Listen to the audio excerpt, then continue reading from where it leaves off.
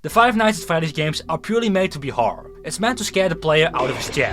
But not every FNAF game is that scary, especially when you compare the old games with the newer ones. The older FNAF games were a lot more focused on the horror aspect, and the newer games more about the story.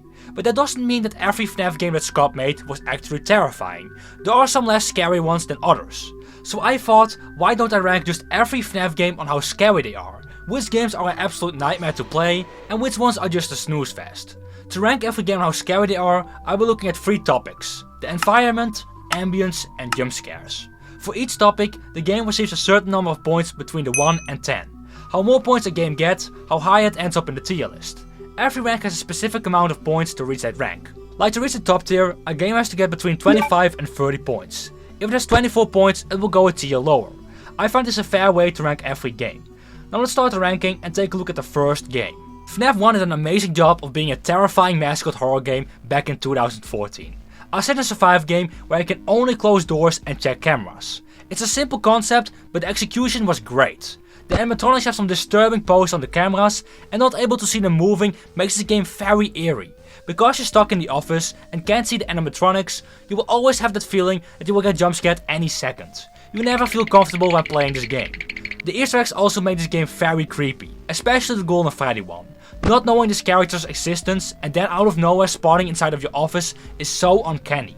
Now let's see how many points FNAF 1 will get with the 3 different topics. Let's first look at the environment of the game. It takes place in a pizzeria in the middle of the night with barely any lights. The office is not the most friendly looking place. The desk is messy, there are random wires running down the wall and giant cobwebs in the corners.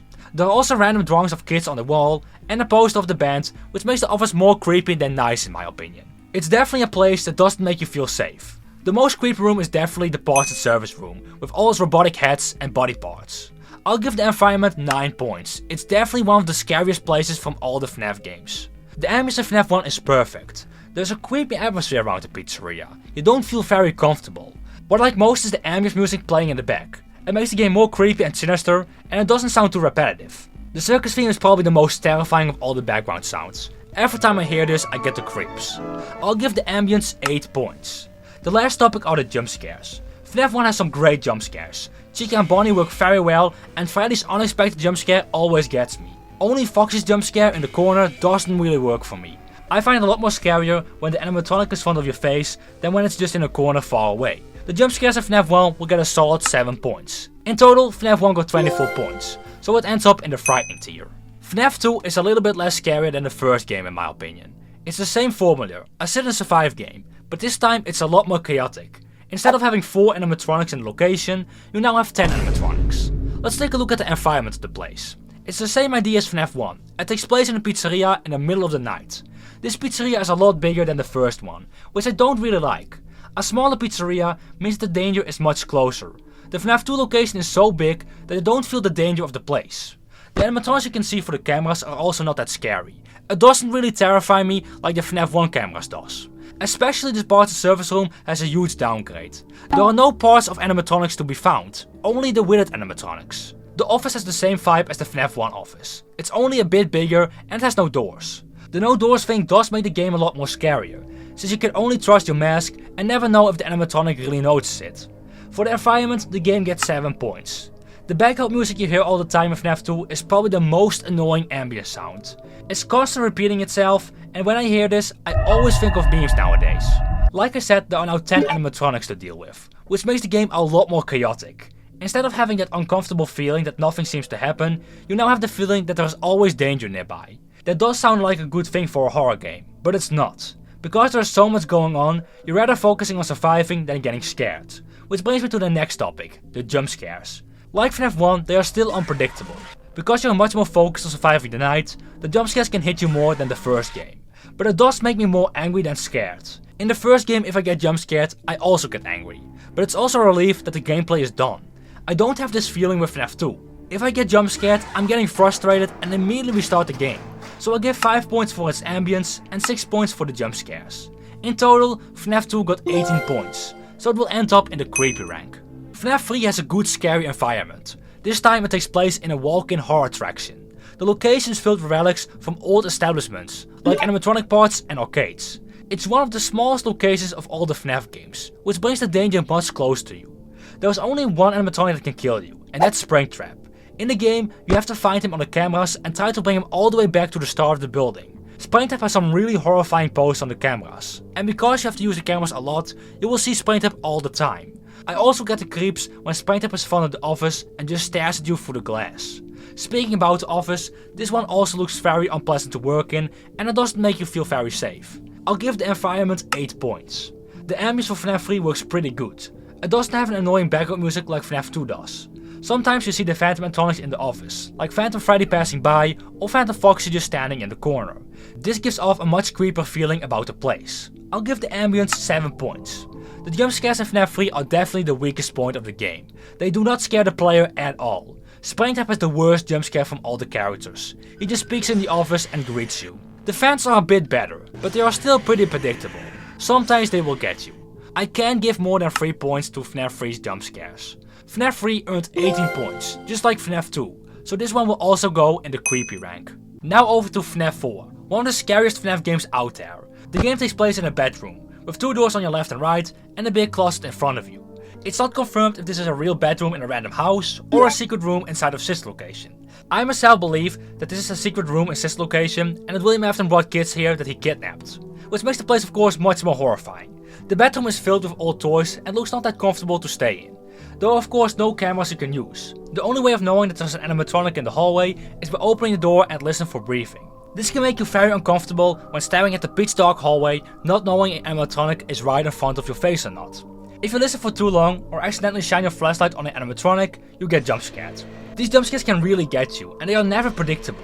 The ambience in this game is perfect. You hear some kind of childish melody with random background sounds, like an old father clock ringing, a dog barking outside, and deep pitched down laughs. Even though it's very quiet in the bedroom, it never feels safe in here. So for the points, I'll give the environment an 8, the ambience a 9, and the jump scares a big 10. In total, FNAF 4 earned 27 points, which ends up in the horrifying rank. Now the next game is obviously not meant to be scary. It's not even a horror game. It's of course FNAF World. There is nothing terrifying about this game, and it's because it's meant to be an RPG game. The only scary parts I can think of is the baby ending where the person dies, and the Foxy.exe minigame, which is just very eerie. So for its environment I'll give it a 2, but the ambience and jump scares are both 1 point. That's in total 4 points, so FNAF World is a snooze fest. Over to Sid's location. This game is a lot different than the other 4 original games. Instead of a sit and survive game, it's now more of a walk around game, but it's still no free roam. The environment of this place is very weird. It takes place underneath the ground. It looks to be some kind of bunker.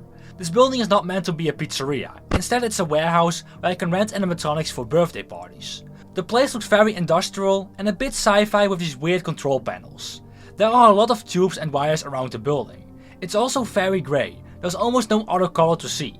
Even though it looks a lot different than the other FNAF games, I still find the place quite terrifying. Because it's so isolated from the outside world, it really feels like you're trapped inside with these killer animatronics. Also the props around the place, like the baby heads and the dolls, make it feel very uncanny. So for the environment, I'll give it a solid 9. FNAF Sid's location got some really cool background music. They all fit in very well and makes the game ambience much more sinister. Also the voices from the animatronics are quite scary, because now you can understand what they want and how they are programmed. Overall, the establishment looks very unnatural and makes you feel uncomfortable being here. The ambience gets 8 points for me. The last thing to judge are the jump scares. The Phantom animatronics have some really great jump scares, especially because of their faceplates. It's so eerie to see their face opening, revealing their endoskeleton. Now some of the jump scares work very well and others are not scary at all. So it doesn't have the strongest jump scares in the FNAF game line, but I still think it's worth a solid 8 points. So in total, the game earned 25 points, which means that Sid's location ends up in the horrifying rank. Now I got to say that Sid's location is an experience game. After playing it once, it gets less scarier, but playing this the first time without knowing what to do is quite horrifying. For FNAF 6, I'm only going to look at the office section and the salvage desk. There's no reason to judge blueprint mode, since there's nothing scary about that. Let's take a look at the environment of the office. It's very claustrophobic, there's not much room in the office. Also this office is the most sad looking one from all the games. There's absolutely no joy to find in here. On the left and the right there are huge ventilations where the animatronics come from. This is kinda scary since they are pitch dark and you never know when an animatronic jumps out of it. These ventilations are also the only reason what makes this office scary. If you get rid of these holes, the office would look more depressive than scary.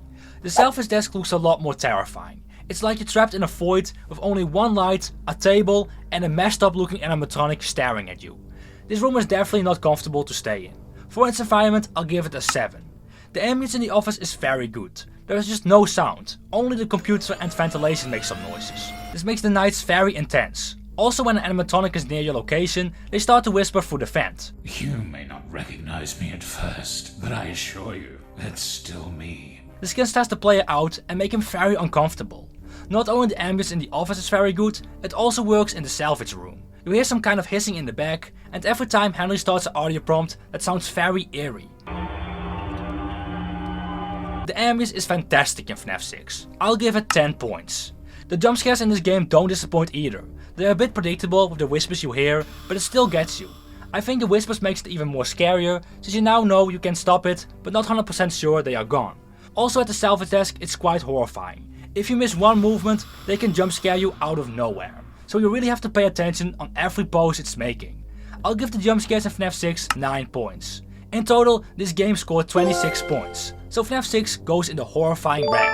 The last FNAF game that Scott made by himself was Ultimate Custom Night. This game is more chaotic than scary. It takes place in some kind of hell that Golden Freddy made to torture William Afton one more time. The place is the same layout as the first game, but the rooms are not the same. Every room and hallway is filled with props from the older games. Something you can do with the office is change its look by earning the right amount of points. It's a cool option, but it doesn't make the environment any scarier. There is nothing in this location that really terrifies me, so for the environment I'll give it a 3. Every time you start a night, a specific music plays in the background. They are all meant to be dark and mysterious. I do love the music a lot, I use them all the time in my videos, and I think they really fit the gameplay, but it doesn't really show a fear in my opinion. So for the ambience I'll give it a 4. The jump scares are very weak in UCN. Because you have to deal with 50 animatronics, you don't really get scared by the jump scares. Only if you have a few animatronics selected, it can get you. I can't give it higher than 3 points. Counting all the points, FNAF UCN ends up with 10 points. So it goes in the not so scary rank. It's now time to see how scary the Steelwolf FNAF games are, starting with Help Wanted. It's a bit hard to judge the environment of this game. It takes place in different minigames, so some of the environments we have already seen in older games. If I needed to pick the most terrifying room of all the minigames, I would go for the Funtime Foxy room. This room is pitch black and the only way of seeing something is by using the beacon.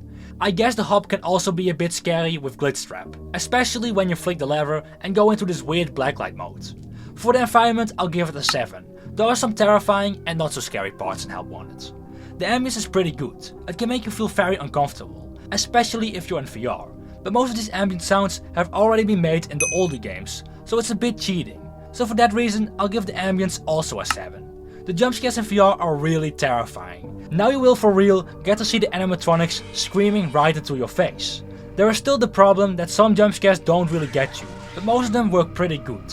I'll give the jump scares an 8. So in total, FNAF Help Wanted got 22 points.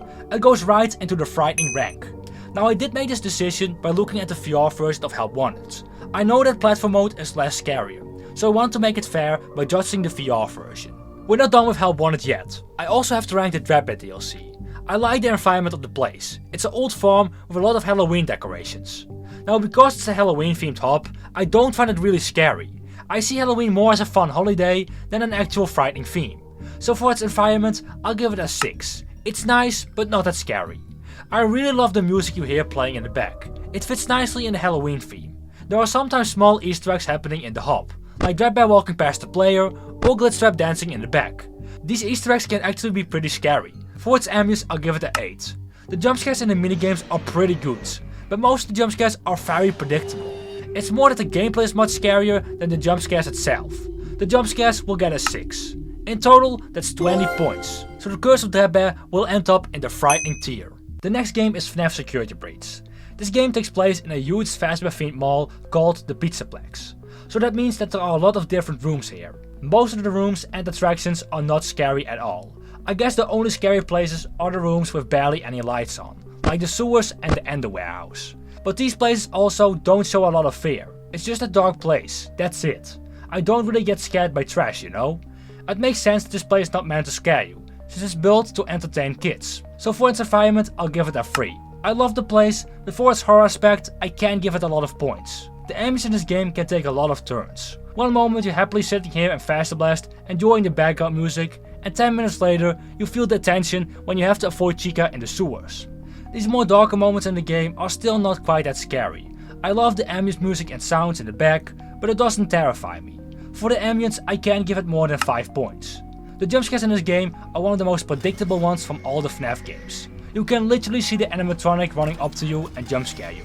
But that doesn't count for every animatronic. Like the endoskeletons can only move when you don't look at them, so they can be quite a surprise. Also, Moon can sometimes jumpscare you out of nowhere. And when you repair Freddy, it can get pretty terrifying when you don't know the color combination. So I think the jumpscares are still worth the 6 points. That brings FNAF Security Breach to a total of 14 points, and ends up in the not so scary tier. Next is the Ruin DLC from Security Breach. Now this environment is a lot more scarier than Security Breach's environment. It's just a pizzaplex again, but completely abandoned. So all the rooms are totally destroyed and sometimes really dark. Now I have to say, when I played this DLC for the first time, I was more flabbergasted than scared. It was so cool to see this location broken and abandoned that it didn't feel like I needed to be scared of this game. So even though Steel made the game a lot darker, it was still not the scariest place from all the FNAF games. That's why I'll give the environment for Ruin a 6. The ambience in this game is really good.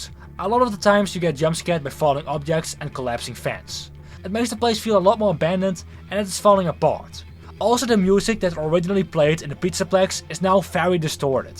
I really love this. It fits so well in the destroyed location. I gotta give the ambience a 9. The falling objects around the place can really scare you. For the jump scares, I'm only looking at the animatronics and not the falling objects and ventilations. The animations of the jump scares are really good, but they are not the most scary ones. I think the sudden jump scares like the activating staff bot and Chica grabbing you in the kitchen are the best ones. They are very unpredictable when you play this game for the first time. But that's also the problem with Ruin. Just like Sister Location, it's an experience game. If you play this game a couple of times, the jump scares will get very predictable. To make it fair, I'm ranking this game like someone will play this for the first time. So for the jump scares, I'll give it an 8. In total, FNAF Ruin earned 23 points. So we'll go in the frightening rank. The next game is not from Steel, but from Mega Cat Studios. It's of course Into the Pit. This game takes place in a pizzeria, but this time in 2 different years. There is the present and the past. In the past, this place is a Freddy Fazbear's pizzeria, and in the present it's been taken over by a guy called Jeff. Most of the scary parts are happening in the past at Fazbear's pizzeria, and in the present in Arnold's house. For an 8-bit game, the developers did a great job of making a scary environment. It's not the best from all the FNAF games in my opinion, but it's really impressive. I'll give the environment a 7. The strongest point of this game is definitely the ambience. There are so many different sound effects and creepy background music that make you feel very uncomfortable. When running around the pizzeria or Arnold's house, you never feel safe. It always feels like that Spring Bonnie is very close to you. Speaking about Spring Bonnie, he can make some really disturbing sounds. The ambience in this game will get a solid 10 for me. It's the main reason why this game is so horrifying. You would say that jump scares in an 8-bit form wouldn't work, but I think they nailed it. Spring Bonnie's jump scares have some really cool animations, and they do get me most of the time. Sometimes you get a jump scare flash of an animatronic in front of your screen. When this happens, it's very unpredictable and can scare you a lot. For the jump scares, this game will get an 8. In total, that's 25 points, which means that FNAF Into the Pit will go in the horrifying rank. Back to a Steel game, Help Wanted 2. If you compare this with the first Help Wanted game, Help Wanted 2 has definitely better visuals. But if you compare it with horror, I would say the first game is much scarier. Most of the minigames and hop take place in a colorful location. Only when you reach hard mode, the place gets a bit more creepy. You take off the mask and see that you was all this time in the FNAF 6 pizzeria down in the sinkhole. If you think about it, it's pretty scary. But unfortunate, there's not much going on here. I'll give the environment a 6. When you don't wear the mask, the music stops playing and you hear some static in the back. It's pretty good for a creepy ambience, but I wanted to see a bit more honestly. Like adding small events, like the blob's tentacles that's sticking out of the hole, or that one of the doors open and the animatronic peeks out of it. Maybe even let a mimic run around the place and you have to try to hide from him. I think that would be so cool to see and will definitely help to make the place more creepy. So for its ambience it gets a 6. The last thing are the jump scares of course. This time most of the jump scares are pretty predictable. There are just a few that you can't see coming. So honestly, the jump scares don't really scare me. That's why it gets a 5 from me. FNAF Help Wanted 2 earned 17 points, which ends up in the creepy rank. The last game I have to rank is Secret of the Mimic. Now this game's environment works pretty good in my opinion. It takes place in the year 1979, in a costume factory that has been abandoned for a couple of months. Because the building is so vintage, there are some weird and scary props, like all the costumes you see throughout the factory. Of course, some rooms are more scarier than others. If I have to pick the scariest moment in the game, I would go for the Tiger Rock part and the Moon basement. They both take place in a pitch black basement while there is a scary costume hunting you down. I'll give the environment 7 points. I love the ambience in Secret of the Mimic. Most of the time it's very quiet, and when you run past these costumes, you sometimes hear David's voice. This can make you very uncomfortable and make you think that the Mimic is right behind you, like the part where you have to make your own springlock suit. You always feel the tension here. Also, the Mimic itself makes weird growl sounds and his footsteps are pretty loud. Another part where the ambience is very creepy is the Moon section. You can hear this character sing a lullaby in the dark basement. It's very eerie. For its ambience, I'll give it a 9. Not only the ambience is really good in Secret of the Mimic, also the jump scares are great. Especially the mascot jump scares. They are so quick and very loud that they always scare me out of my chair. The other jump scares are also not that bad. I'll give the jump scares a 8. In total, Secret of the Mimic scored 24 points, which ends up in the frightening rank. And there you have it, that are all the FNAF games ranked on how scary they are. I know if I wouldn't count the points for each game, this tier list would look a lot different. But I'm glad I did this because it felt more fair for each game. If you're also curious which games earned the most points, here is a list of all the points that each game got. Into the Pit and Sister Location share the 3rd spot. On the 2nd place we have FNAF Pizzeria Simulator. And the first most scariest game is FNAF 4. You can pause the video if you want to see all the stats of every game. I hope you enjoyed this FNAF ranking video and liked the new idea with adding points to the games. If you want to see more FNAF rankings, click on one of the videos that pops up on your screen or check out my channel. Don't forget to like the video and perhaps support the channel by clicking the subscribe button.